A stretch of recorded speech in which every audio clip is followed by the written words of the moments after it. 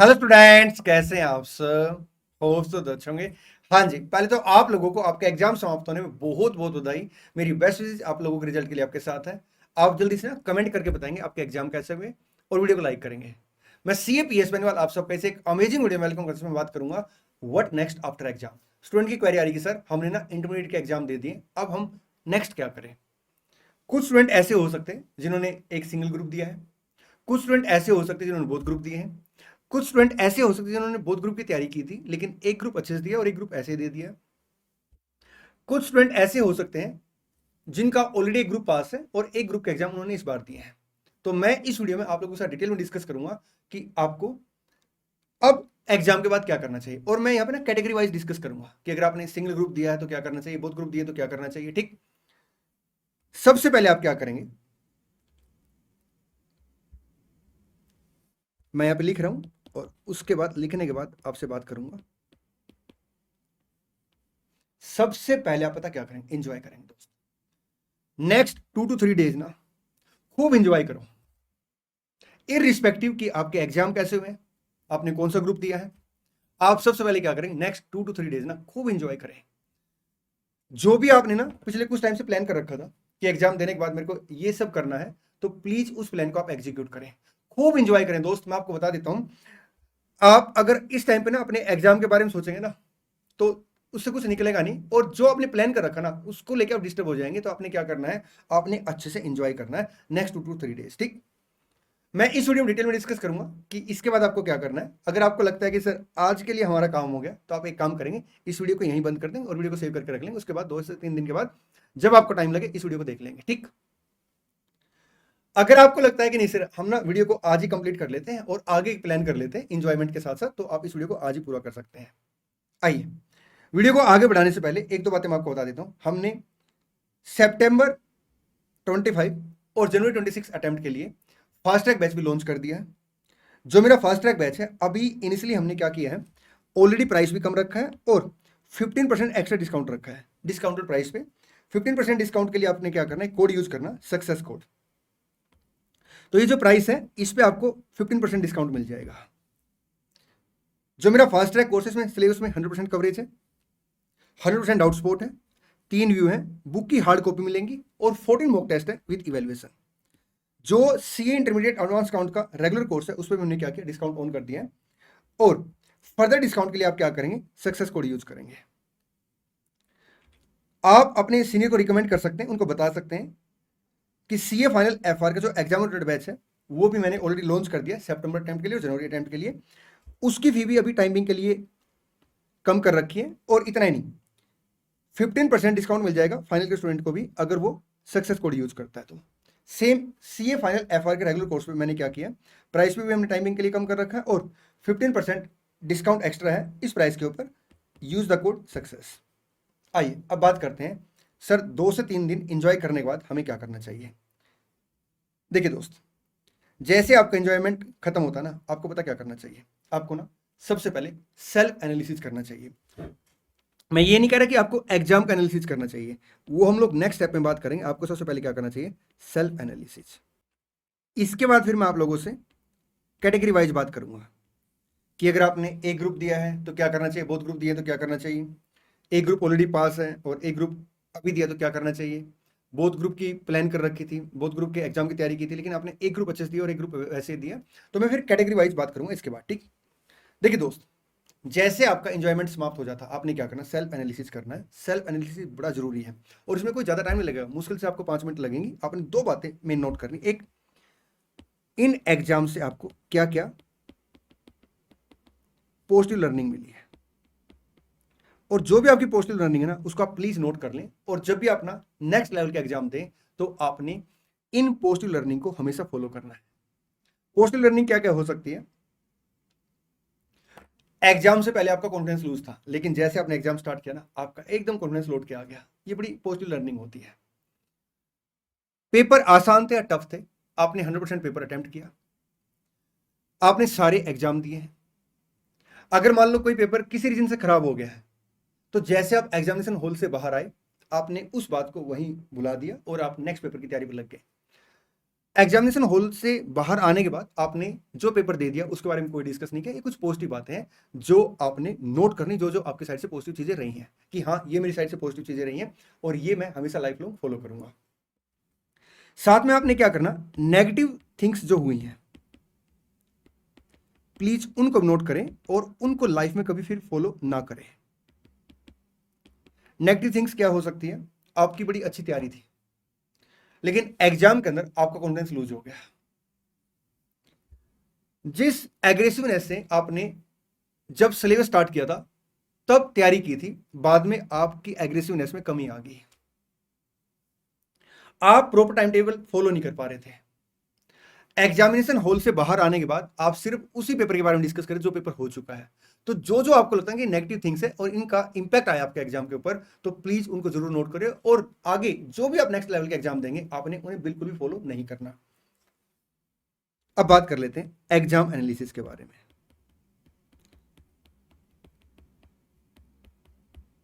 आपने एग्जाम का एनालिसिस करना है एंड व्हाट नेक्स्ट, साथ साथ मैं आपके साथ ये बात भी डिस्कस करूंगा। अब मैं यहाँ पे ना कैटेगरी वाइज बात करूँ, पहले उन स्टूडेंट के साथ बात कर रहा हूँ जिन्होंने सिंगल ग्रुप दिया, आइदर ग्रुप 1 या आपका ग्रुप 2। आपने सिंगल ग्रुप दिया है, ग्रुप 1 हो सकता है, ग्रुप 2 हो सकता है। आप ना ग्रुप के अंदर जितने पेपर, आपके तीनों पेपर हैं, उनको लेके बैठेंगे और एक एग्जाम एनालिसिस करेंगे और ये देखेंगे कि आपके हिसाब से आप पास हो रहे हो या फेल हो रहे हो, और थोड़ी सी ना मार्किंग स्टिक रखेंगे अपनी साइड से ना, ठीक। अब यहाँ पे क्या क्या हो सकता है, कुछ स्टूडेंट का आंसर आएगा सर मैं 100% पास हो रहा हूँ, पास 100%। दोस्त आपने क्या करना, इमीडिएटली देखिए 2 से 3 दिन आपने इंजॉय ऑलरेडी कर लिया होगा, उसके बाद की मैं बात कर रहा हूँ, ठीक है। 2 से 3 दिन आपने इंजॉय करके उसके बाद क्या करना, फिर इन चीज़ों को फॉलो करना है। और मैं आपको बता दूं, जो अभी लास्ट के 15-20 डेज ना आपने मेहनत की ना, और इसमें जितना आपने आउटपुट दिया ना वो 2 से 3 महीने के बराबर आउटपुट था। आपने प्लीज उसी बात को कंटिन्यू फॉलो करना है। आपने जो हैबिट डाली ना मेहनत करने की, आपने उसी हैबिट को कंटिन्यू रखना है। और आपको लग रहा है कि आप 100% पास हो रहे हैं, तो इमीडिएटली 2 से 3 दिन के बाद आपने क्या करना, go for another group preparation. दूसरे ग्रुप की तैयारी आपने स्टार्ट कर देनी है इमीडिएटली, बिल्कुल वेट नहीं करना दोस्त। सर हमें लग रहा है 1 सब्जेक्ट प्रॉब्लम,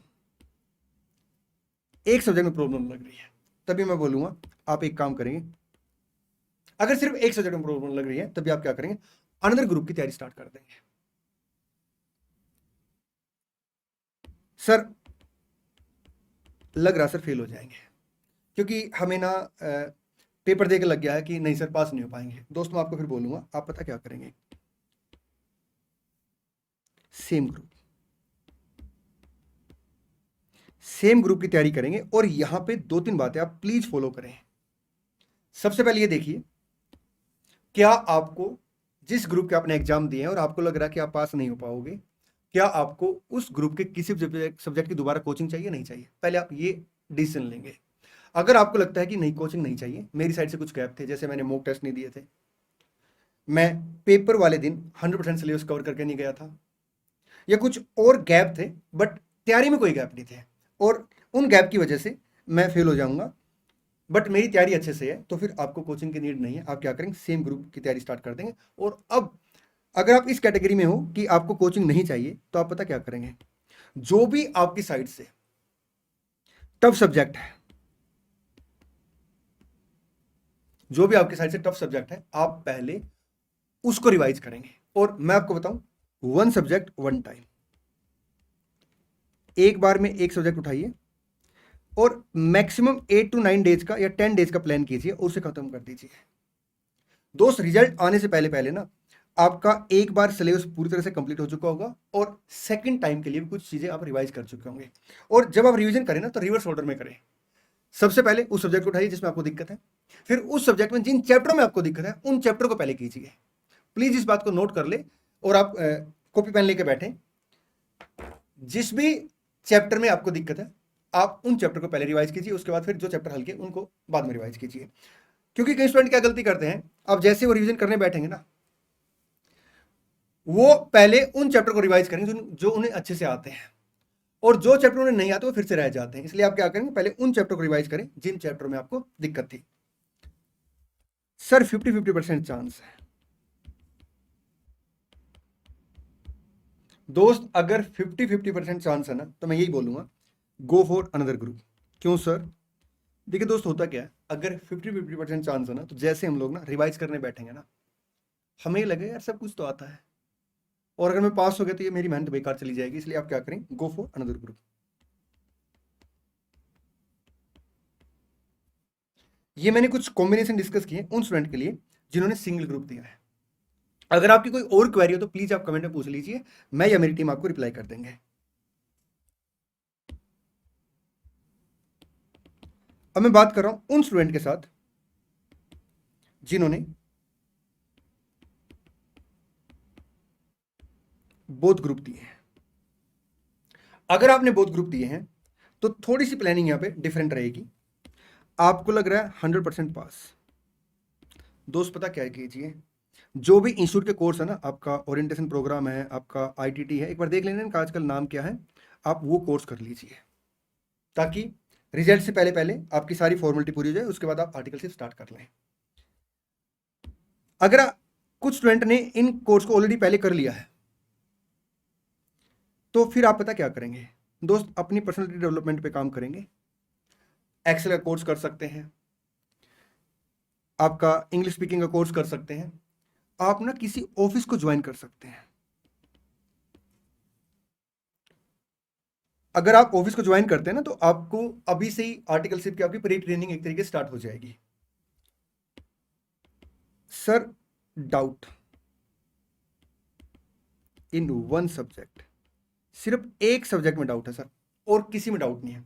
दोस्त मैं फिर भी यही बोलूंगा, आप एक काम करें, सेम प्रैक्टिस फॉलो करें। सर 50-50% चांस है। मैं तभी यही बोलूंगा आपको कि ओरिएंटेशन प्रोग्राम और आईटीटी करें, और प्लस रिवीजन स्टार्ट। रिवीजन में आप क्या करेंगे, उस सब्जेक्ट का रिवीजन स्टार्ट कर देंगे जिसमें आपको ज्यादा दिक्कत रही है, ताकि रिजल्ट अगर पास होता तो बल्ले बल्ले, इसमें कोई नुकसान नहीं है, आपने पढ़ाई तो की है। और अगर रह जाते किसी रीजन से, तो आपका ये वाला काम हो चुका होगा, और जिस सब्जेक्ट में आपको दिक्कत है उसका रिवीजन हो चुका होगा। ठीक सर, हमें लग रहा हम फेल कर जाएंगे। दोस्त फिर बता आप क्या करेंगे, आप ना रिवीजन स्टडी स्टार्ट कर देंगे, और पता आप कौन से सब्जेक्ट को पहले उठाएंगे, जिस सब्जेक्ट में आपको दिक्कत है। जो बातें मैंने यहां पे बोली थी ना, आप सेम फॉलो करेंगे। एक सब्जेक्ट एक टाइम पे कंप्लीट करेंगे, सब्जेक्ट के अंदर जिन चैप्टरों में आपको दिक्कत थी पहले उन चैप्टरों को करेंगे। और स्टूडेंट की यहाँ पे एक क्वेरी और आती है कि सर एक बात बताऊं, अगर मैंने बोथ ग्रुप की तैयारी की थी और मेरे दोनों ग्रुप बेकार हो गए, तो क्या मेरे को नेक्स्ट अटेम्प्ट के लिए बोथ ग्रुप देना चाहिए, सिंगल ग्रुप देना चाहिए? दोस्त मैं आपको बताऊं, आपको पता क्या करना चाहिए, आपको ना अभी ना एक ग्रुप की तैयारी स्टार्ट कर देनी चाहिए।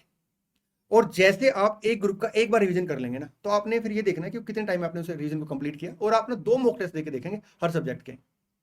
और मॉक टेस्ट के बाद आप एक बार रिजल्ट देख लेंगे, अगर आपको लगता है कि हाँ यार मॉक टेस्ट के बेस पर रिजल्ट अपना अच्छा रहा है, बहुत ग्रुप में जा सकते हैं, तो बहुत ग्रुप में जाइए, अदरवाइज फिर आप क्या करेंगे, एक ग्रुप में जाएं। ठीक, और तब तक आपका रिजल्ट भी आ जाएगा, एक बार एक ग्रुप आपका अच्छे से रिवाइज हो जाएगा, और 2-2 मॉक टेस्ट हो चुके होंगे।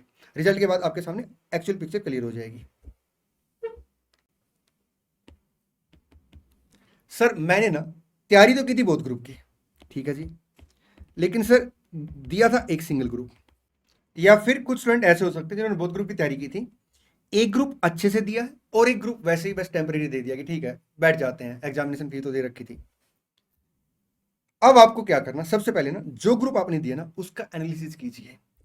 अगर आपको लग रहा है कि उस ग्रुप में आप पास हैं, तो अनदर ग्रुप की तैयारी स्टार्ट कर दीजिए। और अनदर ग्रुप की तैयारी के लिए आपने क्या करना है, पहले एनालिसिस करना है कि क्या कोचिंग की नीड है या नहीं है, क्योंकि अगर आपने बहुत ग्रुप की तैयारी की थी तो कोचिंग अगर आपकी हो चुकी होंगी। अगर आपको लगता है कि कोचिंग की कोई नीड नहीं, तो आप क्या करेंगे, आप ना रिवीजन स्टार्ट कर देंगे, एक सब्जेक्ट एक टाइम में कंप्लीट कर लेंगे। हाँ, कुछ स्टूडेंट की दिक्कत हो सकती है कि वो एक सब्जेक्ट एक टाइम पे कंप्लीट नहीं कर पाते, उन्हें बोरियत फील होती है, तो फिर आप 2 सब्जेक्ट एक साथ चला लेंगे, लेकिन 2 से ज़्यादा सब्जेक्ट एक साथ ना चलाएं। और ये टारगेट बनाएं कि आपका एटलीस्ट 1.5 रिवीजन रिजल्ट से पहले हो जाए, और अगर 2 बार रिवीजन हो जाए तो इससे अच्छी बात ही नहीं है। और साथ में आप क्या करेंगे, सब्जेक्ट वाइज ना 2 मॉक टेस्ट जरूर देंगे। सर हमें तो यहाँ पे डाउट लग रहा है, अगर डाउट है, जैसे 50-50% चांस है, या एक पेपर में डाउट है, तो मैं आपको बोलूँगा आप फिर भी क्या करेंगे, अनदर ग्रुप की तैयारी करेंगे, ठीक, जो ग्रुप आपने अच्छे से नहीं दिया। अगर आपको लग रहा है कि नहीं सर बात बन नहीं पाएगी, हम तो इस सिंगल ग्रुप में फेल हो जाएंगे, तो पता फिर आप क्या करें दोस्त, आप ना एक बार ये एनालिसिस कीजिए कि जो ग्रुप आपने दिया है वो ज़्यादा जल्दी तैयार हो जाएगा आपका, या जो ग्रुप आपका अभी पेंडिंग है जिसको आपने अच्छे से नहीं दिया वो ज़्यादा जल्दी तैयार हो जाएगा। जो भी ग्रुप में आपको लगता है कि इसमें आपका कंफर्टेबल ज़्यादा है, इसकी तैयारी आप जल्दी कर लेंगे, तो आप प्लीज़ उस ग्रुप की फिर तैयारी कीजिए। आइए अब बात करते हैं उन स्टूडेंट के साथ जिनका वन ग्रुप क्या है, ऑलरेडी पास है, एंड वन ग्रुप की उन्होंने क्या किया, एग्जाम की। अगर आपका एक ग्रुप पास है और आपने एक ग्रुप का एग्जाम दिया तो आपको क्या करना है दोस्त, मैं बताऊं। सबसे पहले आप क्या करेंगे, आप इंस्टीट्यूट के जो भी आपके प्रोग्राम है, ओरिएंटेशन प्रोग्राम है, आपका आईटीटी वगैरह है, उसे कंप्लीट करेंगे, ठीक, ये तो आप साथ साथ ज्वाइन कर लेंगे। और साथ साथ क्या करेंगे, आप एनालिसिस करेंगे कि आपके हिसाब से आप पास हो या फेल हो। अगर आपको लगता है पास है तो पूरा फोकस आप इनके ऊपर करें, और साथ के साथ आप क्या करें, कोई ऑफिस वगैरह ज्वाइन कर सकते हैं, आप पर्सनल डेवलपमेंट के कोर्स कर सकते हैं। आपको लग रहा है सर बात बन नहीं पाएगी, हमें लग रहा है कि हमारा रिजल्ट नेगेटिव ही रहेगा, तो दोस्त फिर मैं आपको बोलूँ टाइम वेस्ट करने की नीड नहीं है। आप क्या करेंगे, ये जो ग्रुप आपका बचा हुआ है जो इस बार आपने दिया है और आपको लग रहा है कि इसमें नहीं हो पाएगा, तो फिर आप ना इमीडिएटली इसकी तैयारी स्टार्ट करते हैं। सर डाउट है, मैं ये बोलूँगा अगर स्टूडेंट को ना एक ग्रुप पास और एक ग्रुप में उसको डाउट है ना, तो साथ साथ आपका ओरिएंटेशन और आईटीटी कर सकते हैं, और साथ साथ आपने क्या करना, रिवीजन स्टार्ट कर देना है। रिवीजन की प्लान बिल्कुल सेम रहेगी, सबसे पहले उस सब्जेक्ट का रिवीजन जिसमें ज़्यादा दिक्कत है, फिर जब आप उस सब्जेक्ट का रिवीजन करें तो उन चैप्टर को पहले करें जिनमें आपको ज़्यादा दिक्कत रही थी। ये मेरी साइड से आप लोगों के लिए प्लान है कि आपको एग्जाम के बाद क्या करना है। अगर आपकी कोई और क्वेरी हो तो आप कमेंट में पूछ सकते हैं। वीडियो अच्छी लगी तो वीडियो को लाइक करना और अपने अपने सब दोस्तों के साथ शेयर करना है। मैं फिर से इस बात को बता देता हूँ कि हमने जो मेरे फास्ट ट्रैक कोर्स है, रेगुलर कोर्स है, उन पर डिस्काउंट अभी ऑन कर रखा है टाइमिंग के लिए। आप ये मान के चलिए कि ऑलमोस्ट ये आपका 31 मई तक डिस्काउंट रहेगा, और एक्स्ट्रा डिस्काउंट के लिए आप क्या करेंगे, सक्सेस कोड यूज करेंगे। चलिए मिलते हैं नेक्स्ट वीडियो में। Thank you so much, all the best, God bless you.